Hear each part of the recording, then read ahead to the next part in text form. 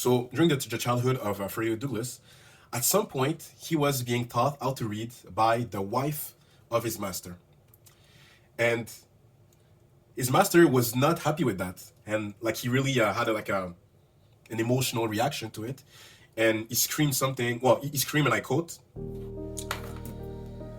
"Welcome everyone to Steelman, where we discuss critical thinking and debate. My name is Sylvain, and today, in honor of Black History Month, I decided to discuss an important historical figure that I think is really important when we think about critical thinking, because he is a really good example of its importance, right? So the person is obviously, as you might already been able to tell, Fredrick Douglass. So Frederick Douglass was an American slave that lived during the 18th century. He's well known for his book, The Narrative of the Life of Frederick Douglass. He's also known for being an abolitionist, so he was advocating for the end of slavery. He was also able to escape slavery, and basically he's well known for being an overall important figure when we talk about African American history. But for some reason, I always feel that it's not everybody that knows him, even the people who should know about him. But maybe I'm wrong. I don't know, that's just personal experience. So slaves were not literate. For most of the work that slaves had to do, reading was not something that was really necessary.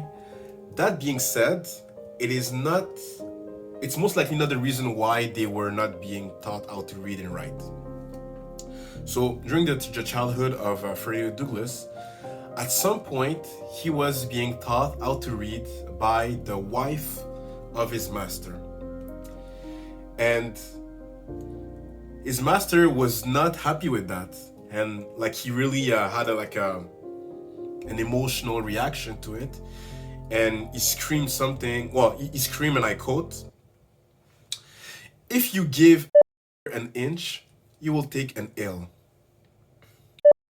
Should know nothing but to obey his master, to do as he is told to do. Learning would spoil the best in the world. Now, if you teach how to read, there would be no keeping him.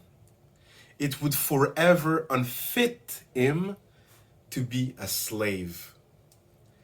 He would at once become unmanageable and of no value to his master.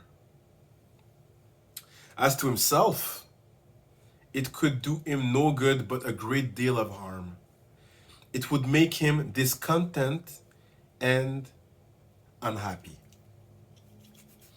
So just take a moment to process all of that, because I'd like to reread this multiple times, but I think it's very insightful, and it's the exact thing that implanted in the mind of Frederick the idea of learning how to read and eventually free himself.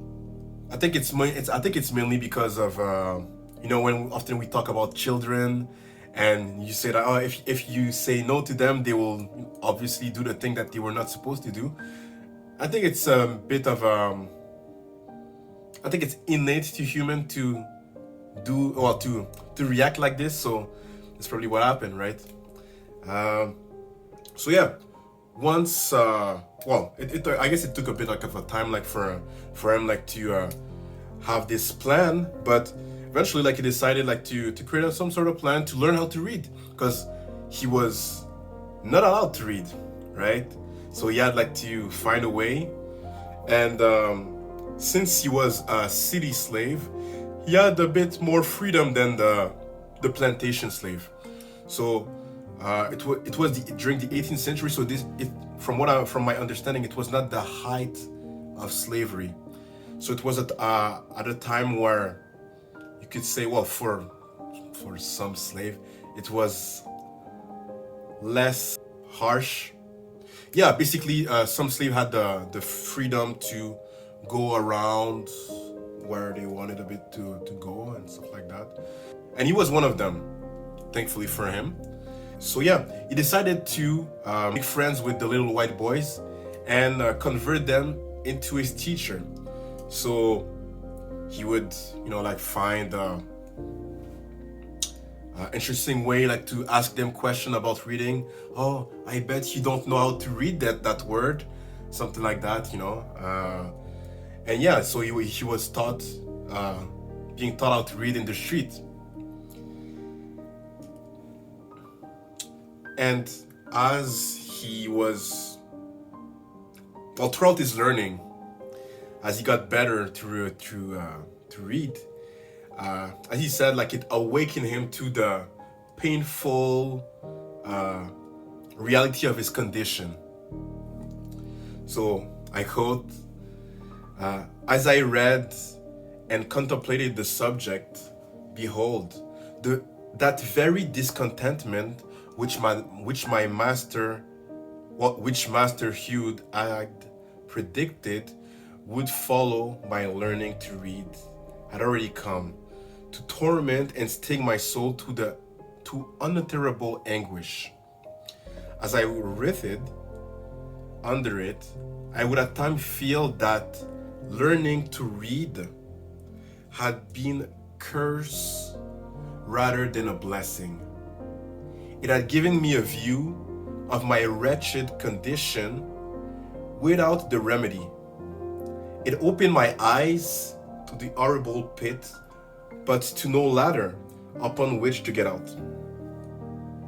So it's the exact thing. It was painful, but it is the exact thing that allowed him to, you can say, like develop some critical thinking skills, because he was finally able to question things. He was finally able like to ask himself question and realize the situation that he was in. And perhaps also like the fact there was a bit of the fact that he was still young. I don't remember like how old he was at that time, but it's probably perhaps like a teenager, something like that.